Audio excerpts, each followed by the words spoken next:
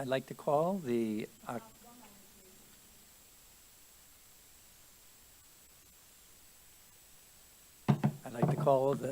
meeting to order, and I'd like the secretary to take the roll. Present. Present. Director Herndon. Present. Director Leonard. Present. Director Simpson. Present. And President Peterson. Present. We have 6 members of the board present, as Directors Garcia and O'Halloran and Vice President Taylor are excused for tonight. Thank you very much. The president will now ask the secretary to lead us in the recitation of the Pledge of Allegiance. Members, please mute your devices. Whoops. That was from pandemic days. Anyone who wishes to join us in the recitation of the Pledge of Allegiance may do so. Those who do not wish to participate, please remain silent during the recitation. I pledge allegiance to the flag of the United States of America and to the republic for which it stands, one nation, under God, indivisible, with liberty and justice for all.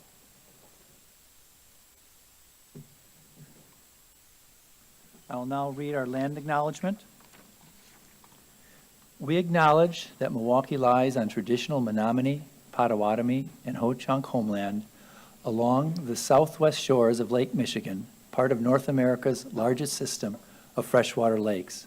On this site, the Milwaukee, Menominee, and Connecticut rivers meet, Milwaukee, Menominee, and Connecticut rivers meet, and the people of Wisconsin's Menominee, Ojibwe, Ho-Chunk, Oneida, and Mohican sovereign nations remain present to this day.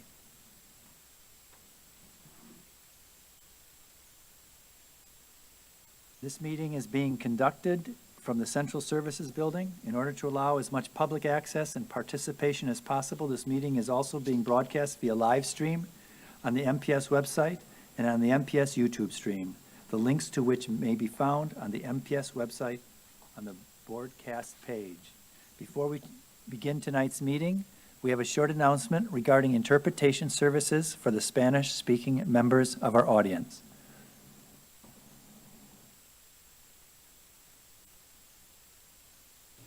Buenas tardes y bienvenidos a la Junta Escolar de las Escuelas Públicas de Milwaukee. Si desea escuchar esta reunión en español, por favor llame al 312-626-6799. Nuevamente, 312-626-6799. E introduzca el número de reunión 608-130-5362. Nuevamente, el número de reunión es 608-130-5362. Gracias. Thank you. Before we move to our agenda, I will ask that we share in a moment of silence to commemorate the passing of the following members of the MPS community. Brenda Briggs, a retired teacher from South Division High School. Sylvia Feigl, a retired school kitchen manager from Longfellow School. Irma Hagen, a retired teacher from Oliver Wendell Holmes School. Cora Martin, a retired children's health assistant from Gensland School. And Olivia Schultz, a student at Audubon School.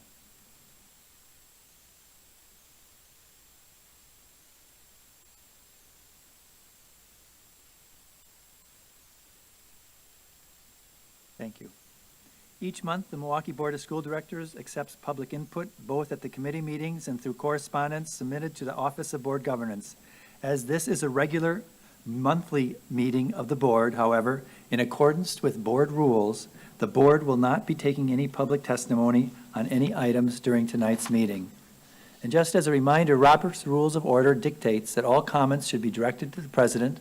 Also, any questions or requests, including those from the public, board members, or administration, are to be directed towards the president, who will decide the most efficient way to address them. Please be respectful of the democratic process adhered to by the board for the safety of all and to ensure the good order of the meeting. Harassment or intimidation tactics of any kind will not be tolerated. Anyone persisting in disrupting this process will be asked to leave or will be escorted from the meeting and not allowed to return. Also, no one other than members of the board, the staff of the superintendent's office, the Office of Board Governance, and the Office of Accountability and Efficiency, and those who have been invited to present or participate in items of business will be allowed on the stage before, during, or after meetings of the board and its committees. Also, for a listening audience, if you wish to access this evening's agenda items and attachments online, you may do so by visiting the meetings, agendas, and minutes page on the MPS website and choosing online agendas. Now let us begin. Madam Secretary, what is our first item of business? The first item on tonight's agenda is action on the minutes of the September 2022 special and regular meetings of the Milwaukee Board of School Directors. Do any members of the board have corrections for the minutes of September 2022? There being no corrections, the minutes are approved as presented. So noted. Madam Secretary, are there any reports or communications from the superintendent? Yes, Mr. President, we do have one communication from the superintendent, and that is the monthly report with possible action from the superintendent of schools. This is an informational item, and although it has been noticed for possible action, no action is required. Would the administration please present this report? Good evening, President Peterson and members of the board. Keith Posley, Superintendent of Schools. My report starts by highlighting our high school enrollment period. I would like to remind families throughout the city to make sure that their 8th graders have completed enrollment for one of the many public schools for the upcoming school year. As well as all of you know, our schools provides offerings such as advanced placement, NIB, agriculture, career and technical education, dual enrollment, the fine arts and music, Montessori, and world languages. Don't miss the opportunity to select one of the many high schools in the Milwaukee Public Schools. We all know that early and often exposure matter for our young people. Our college and career centers is fostering just that. MPS has over 20 school-based college and career centers throughout Milwaukee to serve youth, to serve all of our young people in grades 6 through 12. We encourage families to team up with the college and career center staff to engage in all of the options related to college exploration, as well as scholarship, applications, college essays, resume writing, youth apprenticeship, and internships, and more. And with October 1 being the kickoff for the free application for federal student aid, or FAFSA, I urge all graduating seniors to work with the college and career center staff, as well as the school counselors, to complete the FAFSA. Access to college and career centers is free and available during and after school hours. Please see the information and the attached report reported in the item that's before you. As we promote experiences to round out our students' journey, we recognize the value of extracurricular activities and athletics. Our fall sports team demonstrated stellar performance, with many teams making it to the postseason play. We recognize the time management, the leadership, and the sportsmanship that goes into being a student athlete. Participating in athletics is an accomplishment and to strengthen any resume. MPS athletes would not, and athletics would not be possible without the dedicated discipline and motivation of students. And I would like to uplift our staff who support the program, as well as the families and friends who champion our young people. As we enter to the winter season, I employ all of you to continue to support our athletes and our athletic programs and be strong spectators for our MPS school community. I will round out my update with the visit from the First Lady, Jill Biden. Dr. Biden graced the campus of Westside Academy to help promote Westside's first homework diner. The homework diner at our community schools is a strategy to increase family engagement and foster student achievement. During the homework diner families fellowship with school staff, students receive assistance with homework and relationships are strengthened.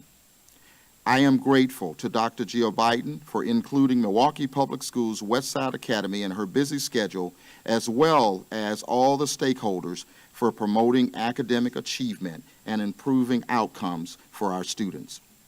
A thank you goes out to Principal Drain and her whole entire team for hosting the visit. As always, please see my report and for more details attached. Thank you.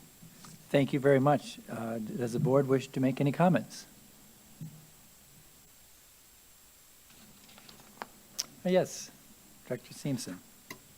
Yeah, I just wanted to I was recently at Marshall High School and just want to give them a shout out. I know all of our high schools are promoting the FAFSA application process, but there's just a cute story that the leaders there shared. Apparently the seniors were, filling out their FAFSA forms and going to this special room, and the juniors were all hanging around at the door wanting to know why they couldn't come in to participate. And they said, next year, there's no excuse now that you're all excited. So just wanted to give Marshall High School a little shout out there for building excitement.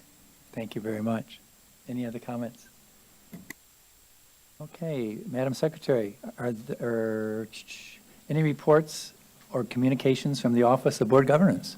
Yes, Mr. President, there are two communications from the Office of Board Governance. The first communication is from the Office of Board Governance with action on a request to retire to a whole which the board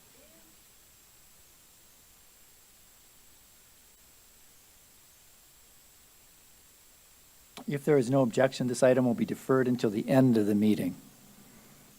Seeing no objection, Madam Secretary, what's the next communication from the Office of Board Governance? The next communication from the Office of Board Governance is a monthly report with possible action on the legislative activities affecting Milwaukee Public Schools.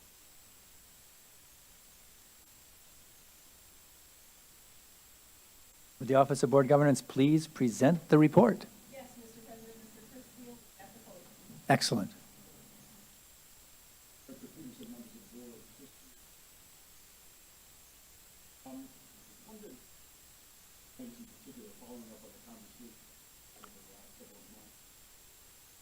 Fiscal transparency and the need to make sure that when we're working with numbers at the state level, and especially as we're heading into an upcoming state budget session, that there's common understanding of some of the numbers involved. And I think as we all know and we all have experienced, the fact of the matter is that, before I came here tonight, I was thinking about Mark Twain's quote about lies and statistics, and I think you could add Wisconsin's state funding system into that, because you can easily get confused depending on how people use some of these numbers. And so the first item I'd like to highlight is included as an attachment in the presentation, a report that came out this month from the Education Law Center.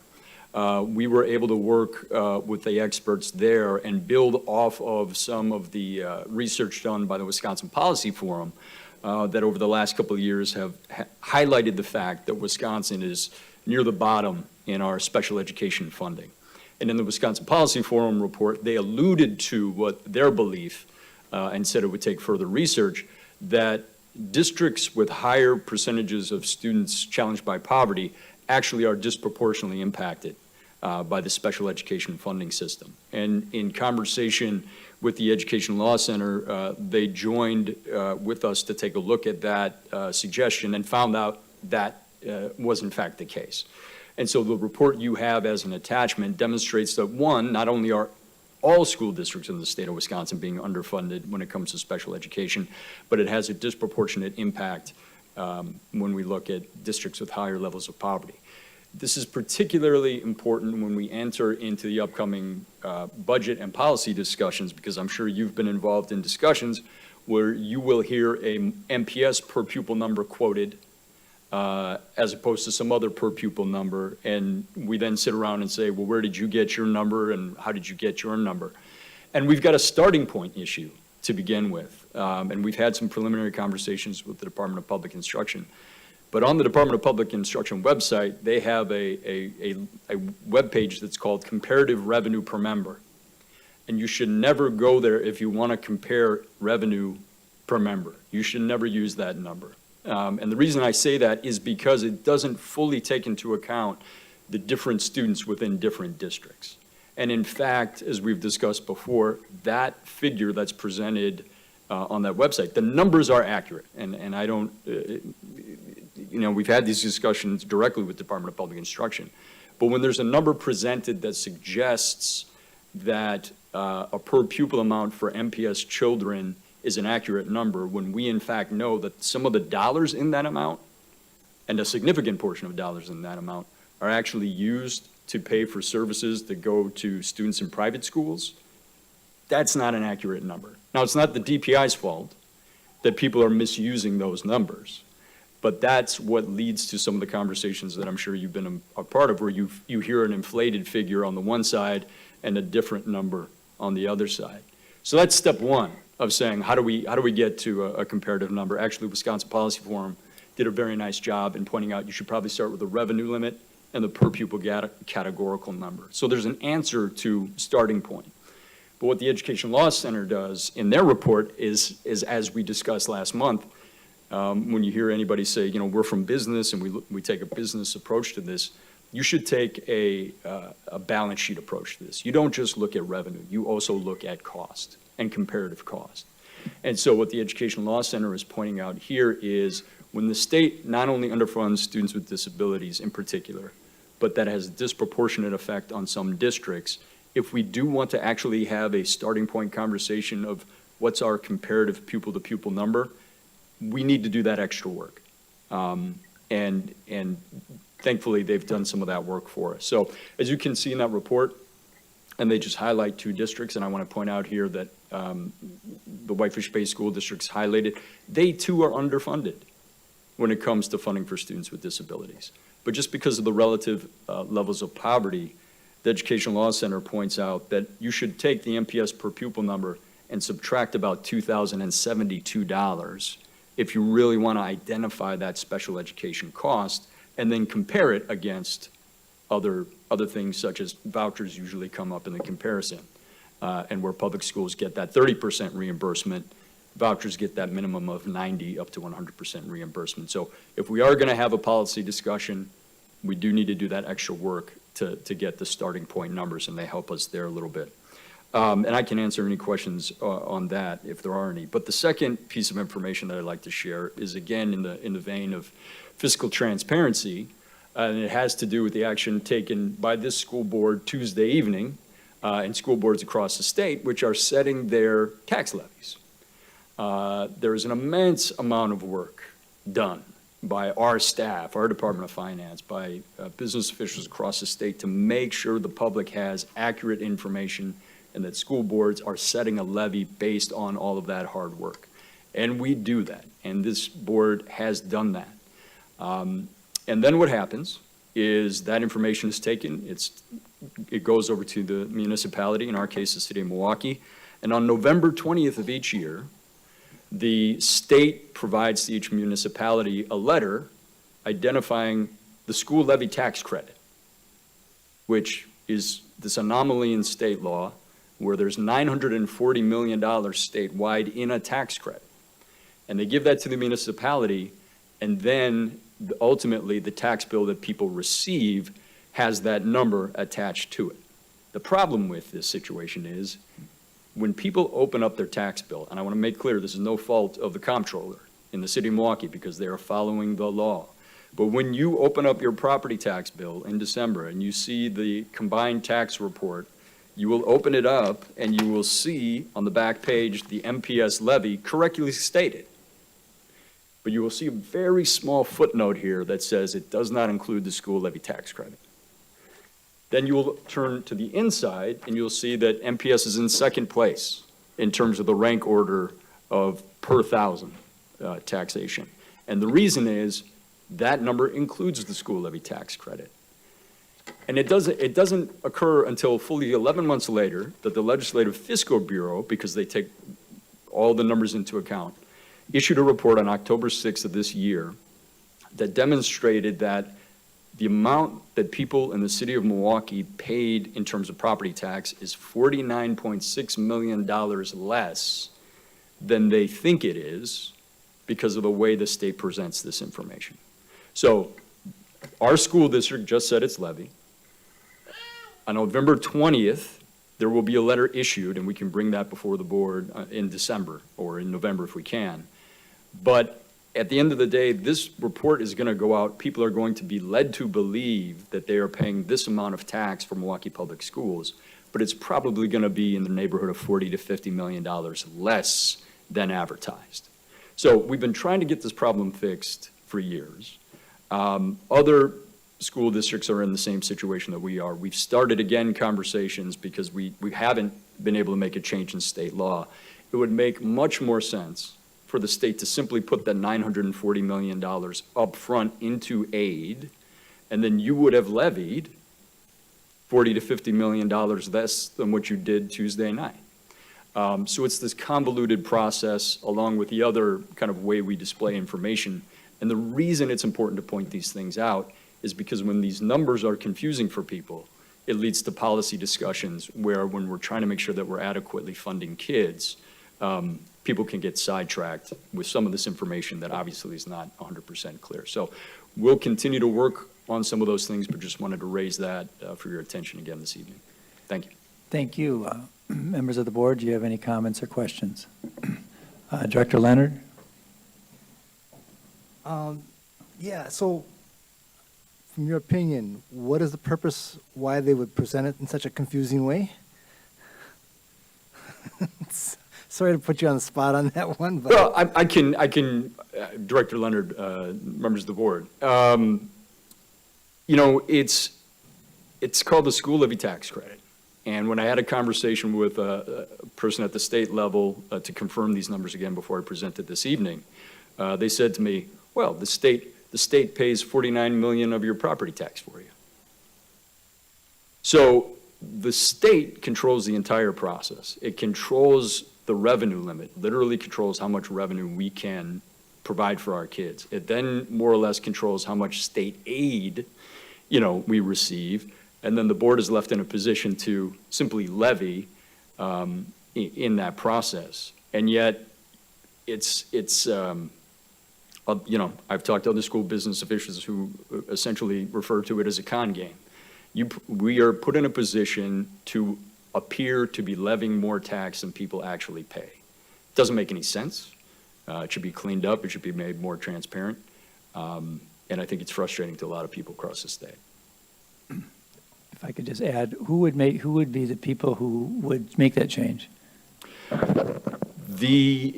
Well, I mean, there may be, Director Peterson, members of the board, or President Peterson, there may be options for us to at least publicize this a little bit more. I mean, there's nothing that prohibits us or other school districts from perhaps putting together some kind of piece of information to share with people that this goes on. We're in a little bit of a unique position because our school district is more or less contiguous with the boundaries of the city. So the tax credit that's listed for the city of Milwaukee is essentially the tax credit for Milwaukee Public Schools, and that plays out differently across 420 districts. But it's the state legislature that would have to make this change. We have asked for bills to be proposed, and I think it was 2 or 3 budgets back when then State Superintendent Tony Evers was the state superintendent of schools, that he proposed putting this levy credit back into aid so we just don't have this convoluted system. So attempts have been made. There's a bit of a history here, but it just wanted to raise that again, even though I know some people are aware of this issue. Thank you. Any other comments or questions? Yes, Director Herndon. Ironically, a few years ago, more than a few years ago, I was part of some of the people from the community that were fighting to get this published to the community. And Mr. Thiel, you're absolutely correct. That's as much as we got out of the deal. And I appreciate what you're saying. I did lectures for a number of years after that came out doing exactly what you're asking the board and the district as a whole to do now, which is make it understood. I used to pack those around in my purse because people readily think that the MPS district is getting all of this money, and that's not the case, but it has to be explained because it's inferred far otherwise on that document. Thank you. Thank you. Seeing no more questions, we'll proceed. Madam, thank you, Mr. Thiel. Madam Secretary, what's the next item of business? The next item is a report with possible action on the activities of the Office of Accountability and Efficiency. This is an informational item, and although it has been noticed for possible action, no action is required. Would the Office of Accountability and Efficiency please present this report? Thank you, Chair Peterson, Matt Chasen, Office of Accountability and Efficiency. That report is attached. Also attached is our report out on our FY22 work plan. This includes the actual activities, the outputs and the outcomes as they relate and compared to the targets that we set for the year. Just a couple of brief performance achievements I want to highlight. In our historically underutilized business program, we saw a 5% increase in participation year over year. In our COIN program, which is our Communities in Need, which serves our unemployed and underemployed within the city, we saw a 6% increase year over year. And last but certainly not least, in our student engagement, we saw a 72% increase in the student employment hours, resulting in over 91,000 hours of paid student employment.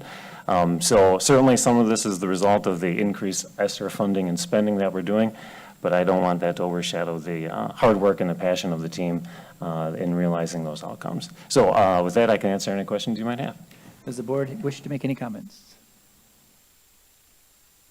Well, thank you very much, Mr. Chasen. Madam Secretary, what's our next item of business? The next item on tonight's agenda is action on the reports of the independent hearing officers of the Milwaukee Board of School Directors, student expulsions. The President will now entertain a motion to accept, modify, or reject the reports of the independent hearing officers of the dates and times listed in our agenda. Could I have a motion?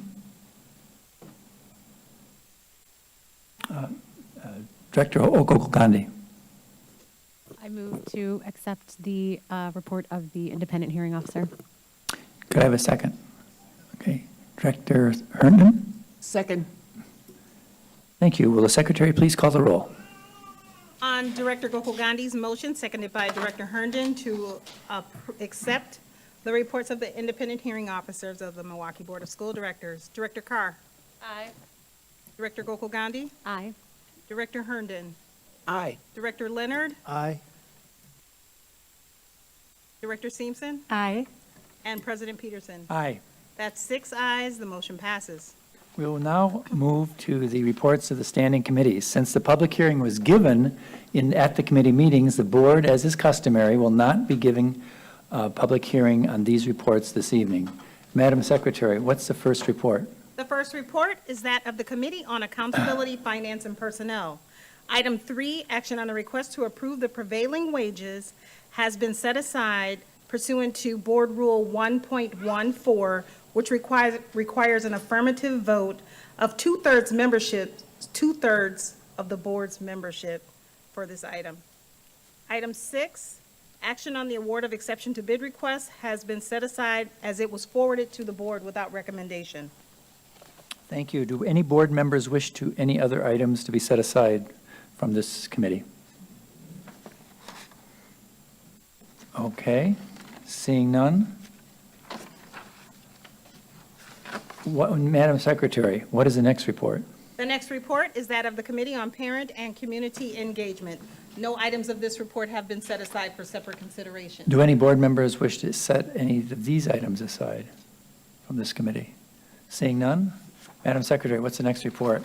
The next report is that of the Committee on Student Achievement and School Innovation. No items of this report have been set aside for separate consideration. Do any board members wish any items to be set aside from this committee? Okay, then I would like a motion for the balance of the committee reports from the standing committees. Could I have a motion that we accept the balance? Director Simpson. I move that we accept the balance of the reports from the standing committees. Director Gokul Gandhi. Second. Will the secretary please call the roll?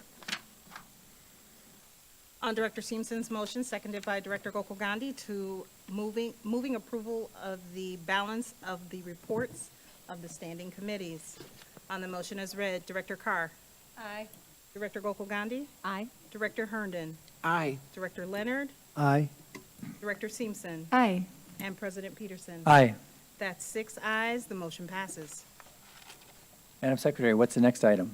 Mr. President, we are back to the items that were set aside. The first item set aside is item number 3 from the Committee on Accountability, Finance, and Personnel, which is action on a request to approve the prevailing wages. The recommendation is that the board approve this item. As a reminder, this item requires a 2/3 affirmative vote of the board's membership. Right, which I calculate as 6. That is correct. Okay. Would the administration care to present this item? President Peterson, members of the board, Adrian Maddaleni, Chief Human Resources Officer. Tonight, we're bringing forward the prevailing wage item. It was approved at the committee level, but due to the policy requirement of 2/3 votes, we're bringing it forward for you guys for approval. Do committee members wish to make any comments or ask any questions? Okay, what's the pleasure of the committee with respect to this item? Director Gokul Gandhi. I move that we approve the prevailing wages item with whatever recommendations by administration. Very good. Director Herndon. Second. Hey, Madam Secretary, please call the roll. On Director Gokul Gandhi's motion, seconded by Director Herndon, to approve the prevailing wages, item number 3 from Accountability, Finance, and Personnel. On the motion as read, Director Carr. Aye. Director Gokul Gandhi. Aye. Director Herndon. Aye. Director Leonard. Aye. Director Simpson. Aye. And President Peterson. Aye. That's 6 ayes, the motion passes. Madam Secretary, what is the next item of business set aside? The next item is item number 6 from the Accountability, Finance, and Personnel Committee. Action on the award of the exception to bid request. Your committee has forwarded this item to the board without recommendation.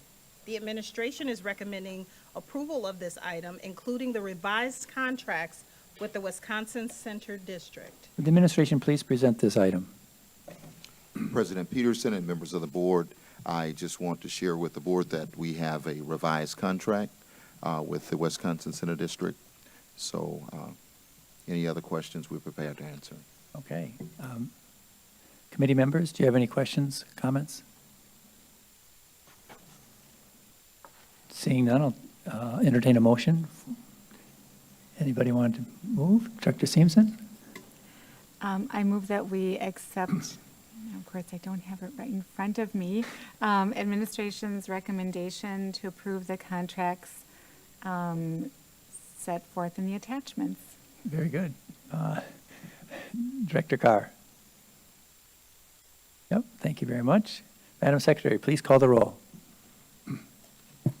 On Director Simpson's motion, seconded by Director Carr, to approve the administration's recommendation relative to the exceptions to bid requests. On the motion is read into the record. Director Carr. Aye. Director Gokul Gandhi. Aye. Director Herndon. Aye. Director Leonard. Aye. Director Simpson. Aye. And President Peterson. Aye. That's 6 ayes, the motion passes. Madam Secretary, are there any items of regular business? Yes, Mr. President, we do have 2 items of regular business.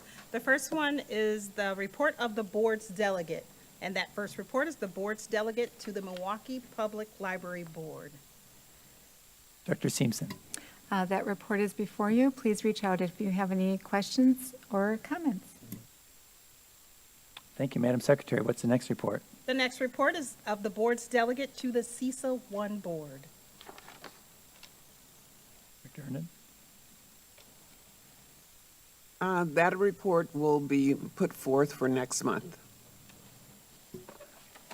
Madam Secretary, what's the next item of business? The next item of business is the report of the president of the Milwaukee Board of School Directors. That report is before you. If you have any questions, please don't hesitate to ask. Madam Secretary, are there any items of unfinished business? Mr. President, we have no unfinished business. Madam Secretary, are there any items of new business for the referral to committee? Mr. President, we have no new business for referral. Madam Secretary, are there any communications for referral to committee? This month, we have no communications for referral. Madam Secretary, are there any resolutions for referral to the committee? Yes, Mr. President, we do have 3 resolutions for referral to committee. The first resolution is Resolution 2223R-9 by Directors Simpson and Peterson on shared leadership. The resolution will be referred to the Committee on Accountability, Finance, and Personnel. Madam Secretary, what's the next resolution? The next resolution is Resolution 2223R-10 by Director Taylor on naming the Student Exchange Program the Caesar Stinson Learning Exchange Program. That resolution will be referred to the Committee on Student Achievement and School Innovation. Madam Secretary, what's the next resolution? The next resolution is 2223R-11 by Director Gokul Gandhi on gender inclusion. That resolution will be referred to the Committee on Legislation, Rules, and Policies. Madam Secretary, what is the next item? Mr. President, we are now back to the item that was deferred to the end of the meeting, and that is communication number 1 from the Reports and Communications from the Office of Board Governance, which is action on a request to retire to closed session on litigation in which the board is or is likely to become involved. The recommendation is that the board determine how it wishes to proceed with this item. At this time, I will accept a motion to retire to closed session pursuant to Wisconsin Statute 19.85, Parent 1, Parent G, which allows a governmental body to go into closed session to confer with legal counsel concerning strategy to be adopted by the board with respect to litigation in which it is or is likely to become involved. Does any member so move? Director Gokul Gandhi. I move that we retire to closed session. Do I have a second? Director Leonard. And before we take the roll, I just want to thank the students who came today to watch the meeting. It was one of our shorter meetings. Madam Secretary, please call the roll. On Director Gokul Gandhi's motion to retire to closed session, seconded by Director Leonard. Director Carr. Aye. Director Gokul Gandhi. Aye. Director Herndon. Aye. Director Leonard. Aye. Director Simpson. Aye. And President Peterson. Aye. That's 6 ayes, the motion passes. Will you note the time? So noted.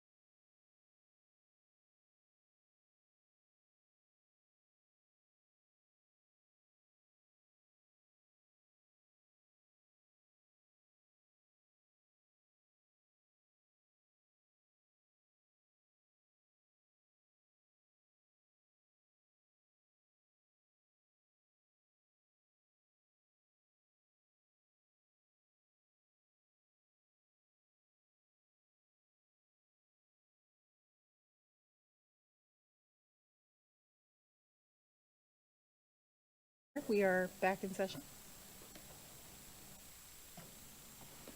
The board has been in closed session, and the board has adjourned from closed session. This meeting is adjourned. So noted.